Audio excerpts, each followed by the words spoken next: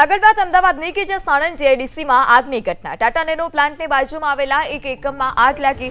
Sanand fire વિભાગે આગ પર પાણીનો મારો ચલાવ્યો। એકમમાં આગ લાગવા પાછળનું કારણ અકબંધ છે। ફાયર વિભાગે આગ પર પાણીનો મારો ચલાવી સ્થિતિને કાબૂમાં લેવા માટે પ્રયાસ કર્યા। ઘટનામાં કોઈ જાનહાનિના સમાચાર નહીં। ત્યારે ફાયર વિભાગની ટીમ પણ ઘટનાની જાણ થતાં ઘટના સ્થળ પર પહોંચી પાણીનો મારો ચલાવી આગ પર કાબૂ મેળવવાના જે પ્રયાસ છે તે હાલ કરાઈ રહ્યા છે। એકમમાં આગ કયા કારણોસર લાગી છે તે કોઈ હજી સુધી ચોક્કસ કારણ સામે નથી આવ્યું, પરંતુ આગને કારણે આસપાસના વિસ્તારમાં ચોક્કસપણે અફરાતફરીનો માહોલ, દૂર દૂર સુધી ધુમાડાના ગોટે ગોટા પણ જોવા મળ્યા। સ્થિતિને કાબૂમાં લેવા માટે પ્રયાસ કર્યા। ઘટનામાં કોઈ જાનહાનિના સમાચાર નહીં। ત્યારે ફાયર વિભાગની ટીમ પણ ઘટનાની જાણ થતાં ઘટના સ્થળ પર પહોંચી પાણીનો મારો ચલાવી આગ પર કાબૂ મેળવવાના જે પ્રયાસ છે તે હાલ કરાઈ રહ્યા છે।